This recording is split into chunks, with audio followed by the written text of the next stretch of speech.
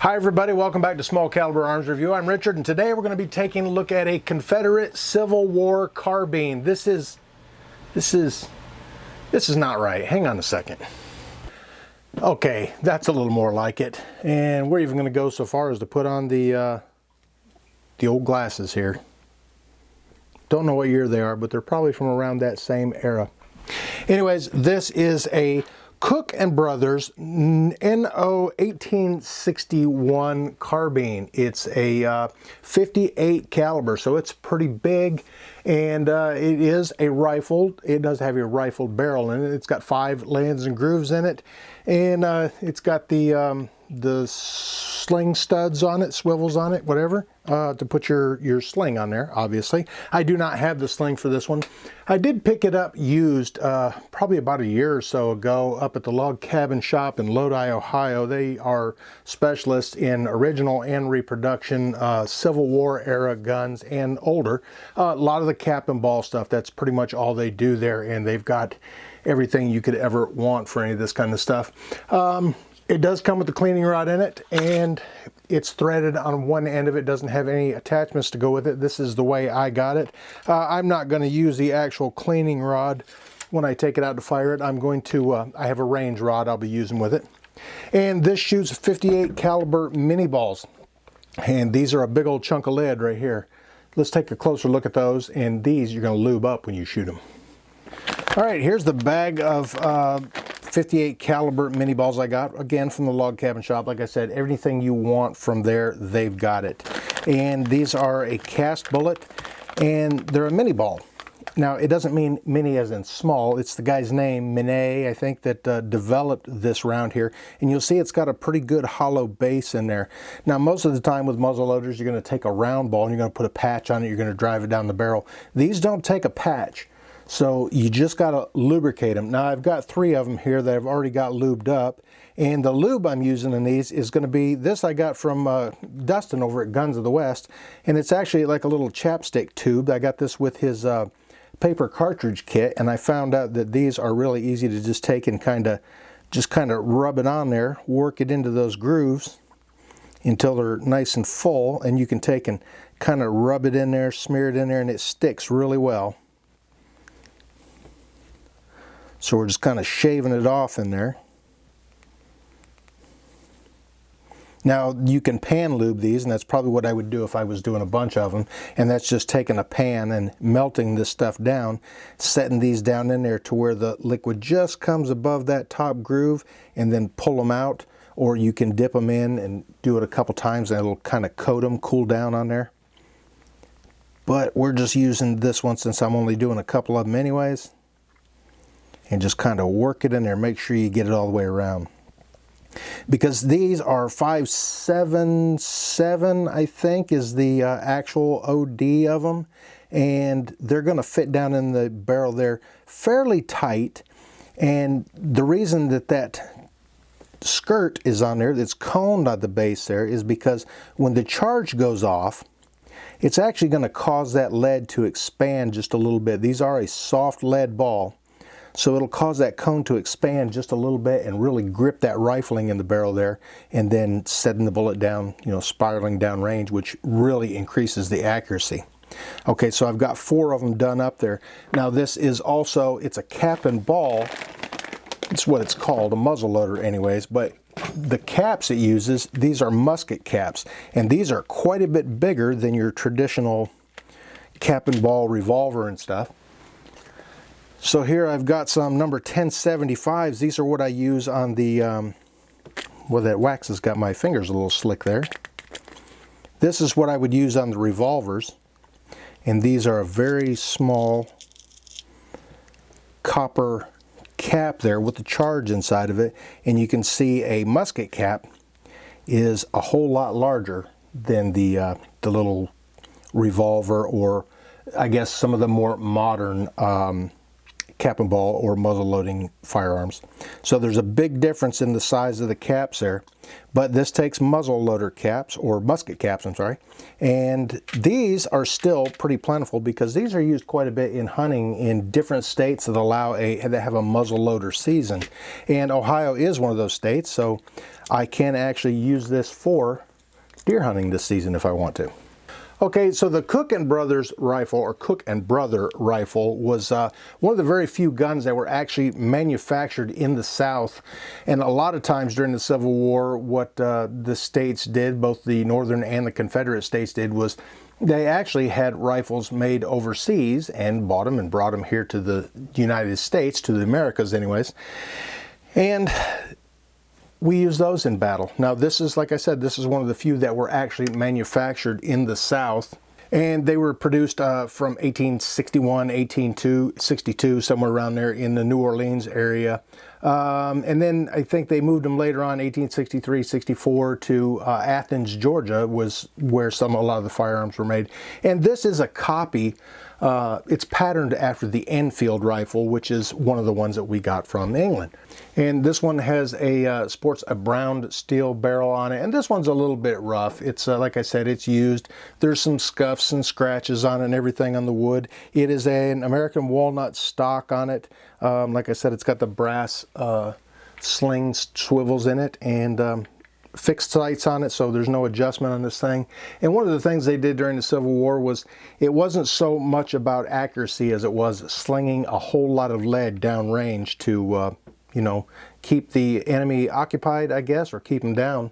And if you hit somebody, you hit them. If you didn't, well, you just loaded another round in there and tried again. It is a big old hammer on this thing, or big old cock on this thing. And the big old nipple on there to hold the musket caps on there, because they're quite a bit larger.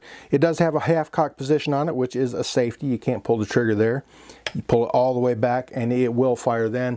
And you don't want to dry fire these things either, because it'll damage that nipple pretty bad after a couple shots of that.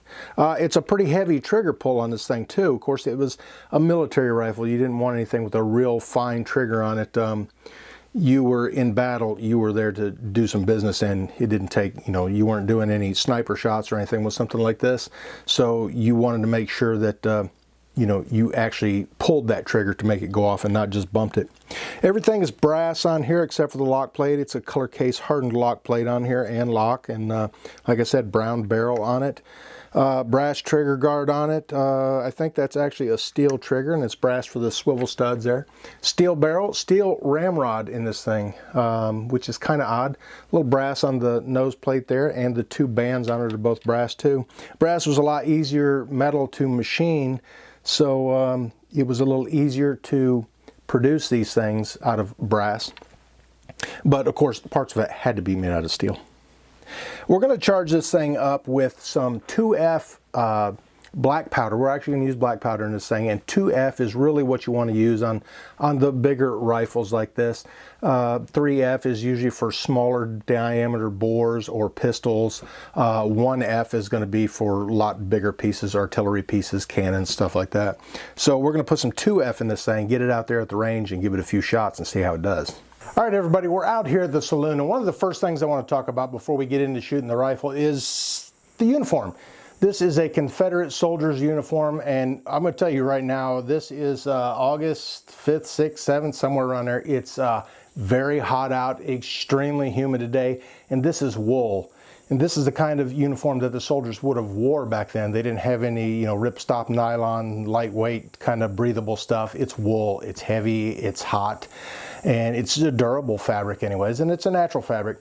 Now, I got this from C&C Sutlery. They're out of Oregon, I think. I'll put links in the description and everything, because they helped me put this outfit together, and this is their budget line. And their budget line is for people who maybe you're just getting into the reenacting, and there's a lot of reenactment groups all over the country.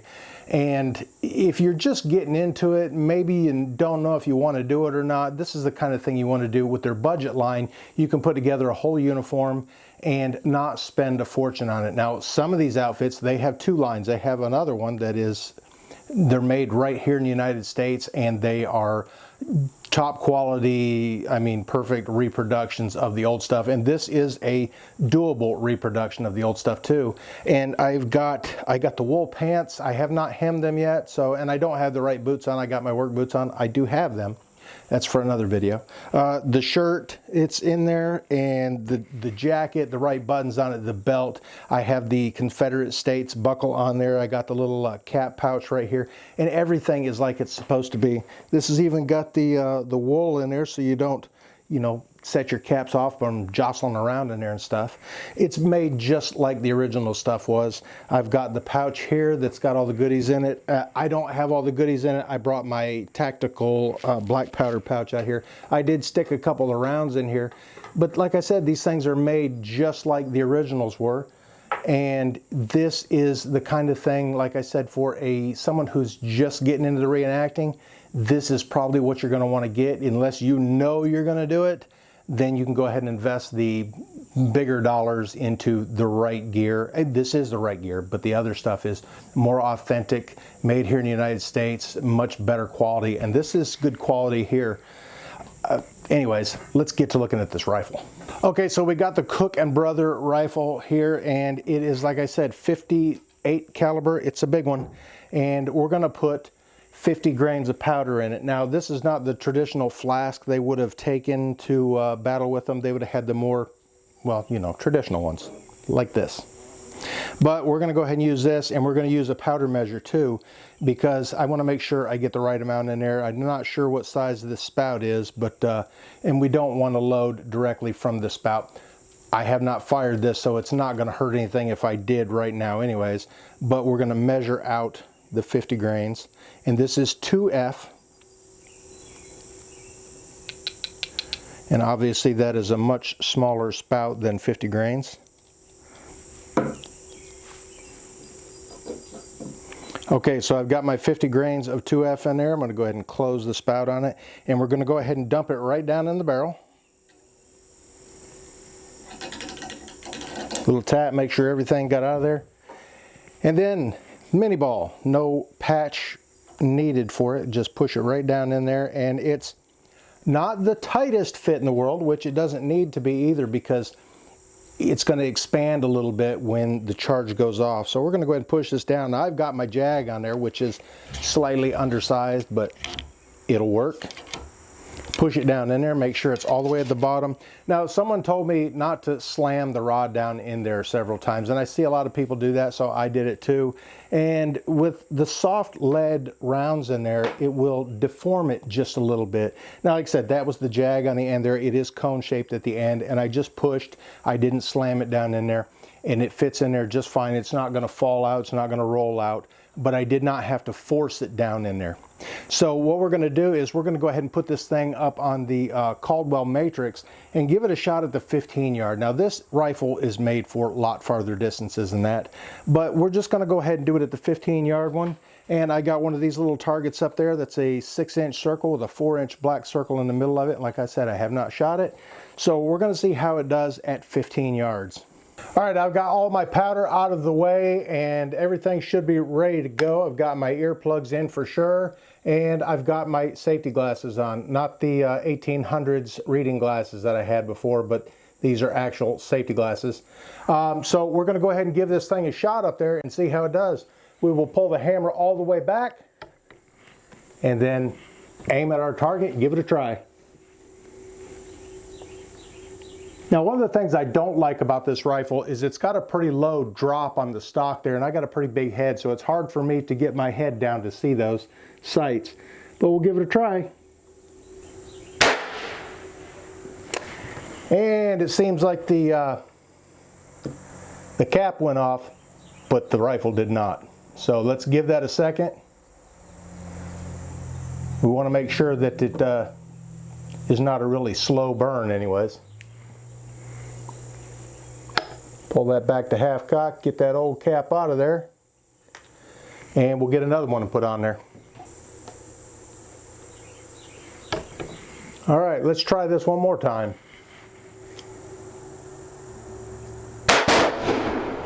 There was a little bit of a delay there, but it shot. Let's go up there and look at that target real quick. Okay, so there's my 58 caliber hole, and that's a pretty big one. I am probably, let's see, about 3 inches low and to the left, and I may have flinched a little bit because of that delay between the cap going off and the powder going off. But let's go ahead and shoulder fire this thing offhand at the same target and see how it does. Now, one of the things I'm going to do before I take another shot is I'm going to get some of this gear off. It is very hot out here. All right, one of the things I am going to do is I am going to run a patch through here. Now, whether or not they did that back during the Civil War, I don't know, but that's what I'm going to do anyways. And I'm going to wet it down just a little bit with some of the Thompson's Center number 13 bore cleaner. At least the first one I'm going to wet down just a little bit. And we're going to see what comes out of there, I guess. And I'm just using a regular wooden range rod for this instead of the rod that's on the rifle itself. So we'll shove it down in there, and then we'll pull it out, hopefully. Hopefully the patch comes out with it.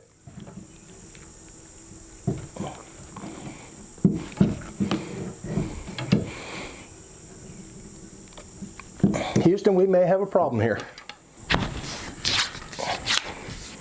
There we go, that was no fun. But you can see it come out of there pretty black. Yeah, that is absolutely filthy. Let's run a dry one down there, and hopefully it won't get stuck like that in there.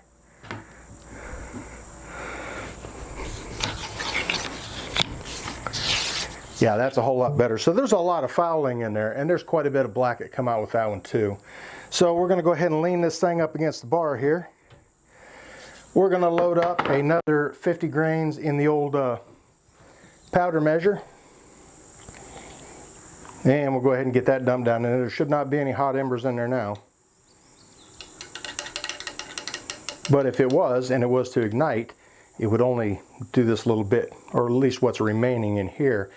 That's why you don't want to have the whole powder flask there, because if that thing goes off, that's a small pipe bomb right in your hand. Actually, a pretty good sized pipe bomb right in your hand. So we got another lubricated bullet in there, and we're going to go ahead and take our range rod and run it down in there.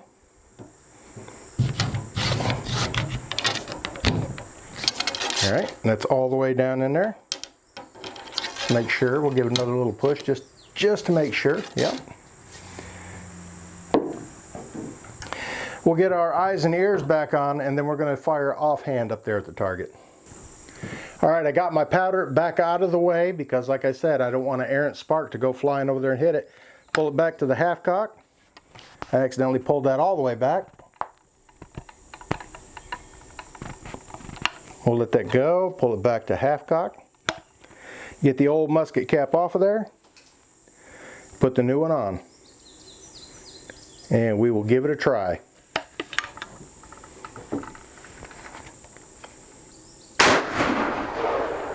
Pretty good little kick to it there. I wasn't quite ready for it, which is what they say. I want you to be surprised when it goes off. And it fired the first time that time and was pretty instantaneous instead of that delay like I had in the last one. There may have actually been a little bit of crud in the nipple. I should have fired one through there before I ever took a shot with it. Now let's see if we can go ahead and run one down in there. I'm going to let it sit for a minute, and we'll load up another 50 grains of powder in there and see if we can push one down in there. Now that the barrel has had one fired in it, then that lubricant that was in those in the bullets there should have coated the inside of the barrel there and kind of allowed it to soften up the fouling a little bit. You know what? Let's run a dry patch through it first. It's not going to hurt anything. At least I hope not.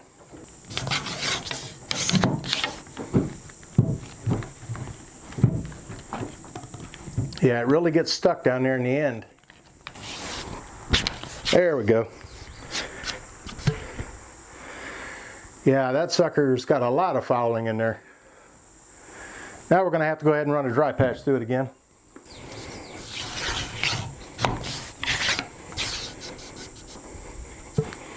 It's amazing how much that fouling can really clog up a barrel. And let's go ahead and run another one.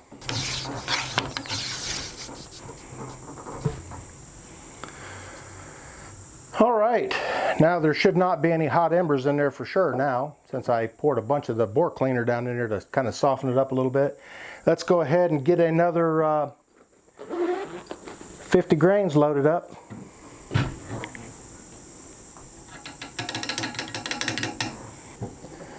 Another mini ball pushed down in there.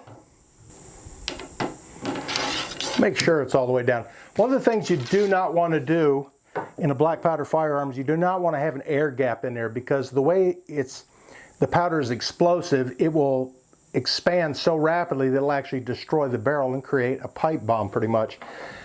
If there's no gap in there, when that rapid expansion happens with the gases, it pushes that out of there instead of that rapid explosion in that pipe bomb chamber. All right, another musket cap. I got it at half cock already, so we will go ahead and give it another try. Same target, same distance.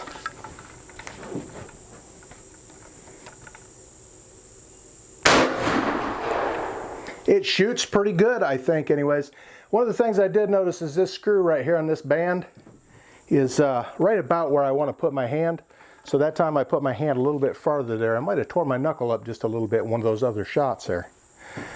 All right, there's 3 shots, 2 of them offhand, 1 of them with the on the rest there.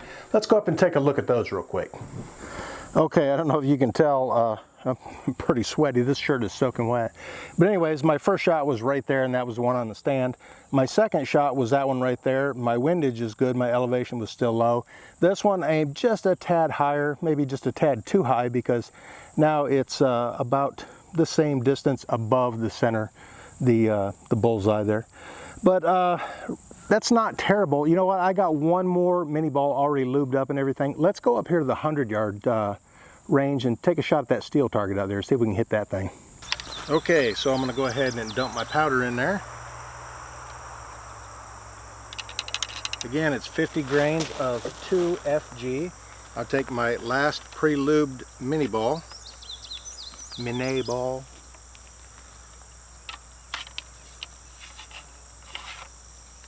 That is all the way down in there. All right, I've got the powder in there. I've got the bullet in there. I've got my musket cap on there. It is half cocked. I'm going to do this offhand. I may rest my elbow on the table here just to make sure. It's a 2/3 IDPA target up there at 100 yards, and we're going to give it a try, see how we can do.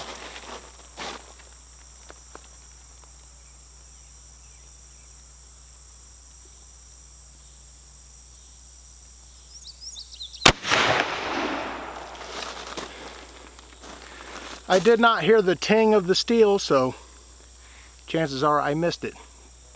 I don't know where it went, but it shot pretty good. It was pretty quick between the click and the pow on there.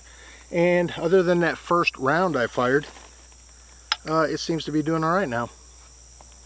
Now, to clean this, like I said, I found a little easier way, and let me show you that real quick. All right, got me a couple patches here. Took my bore cleaner and went ahead and wet down the patch. You got to kind of work it into the fabric a little bit because it just kind of beads up on the top of it.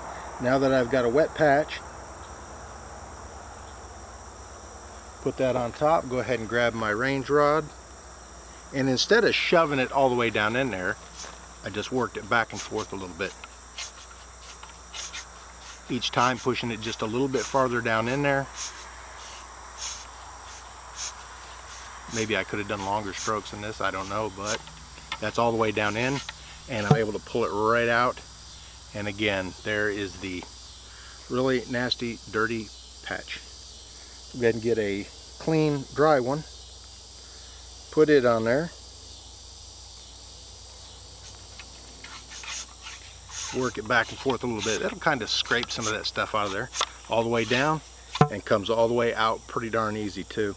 Another thing you notice when you're running these down in there is you can hear the air going in and out of the nipple on there. So that means that nothing is plugging up that nipple anyways. You probably can't hear it on the camera, but I can hear it. All right, and that removed a massive amount of the fouling with just the 3 patches there, especially the wet one. You can actually feel the weight of it is considerably heavier with the little bit of liquid on there and the really a lot of fouling on it. Anyways, that is a Civil War era. This is a reproduction. It was made in Italy. This is by Euro Arms of America. And like I said, it's a reproduction of a Civil War era firearm. And one of the only ones made here in the South. Not here in the South. I'm in Ohio, so I'm sure there were some of these in battle up this way. The Civil War, there was a lot of little battles all over the country, and it was a pretty brutal war, one of the most brutal, and probably the most brutal one fought on American soil anyways. I feel sorry for those guys, all of them, both sides of the Mason-Dixon line, with the conditions, the hot, the heat, the humidity and everything. And like I said, this shirt, I am soaking wet, and I'm not even engaged in battle, just doing a little recreational shooting out here. Pretty cool gun, and I've got some more Civil War era firearms reproductions coming up for the other side of the Mason-Dixon line too. Anyways, if you could, reach up here and hit this button to check out some of my other videos, and hit this button over here to subscribe if you haven't already. And thanks for taking a look at a Civil War firearm with me. And thanks for watching Small Caliber Arms Review.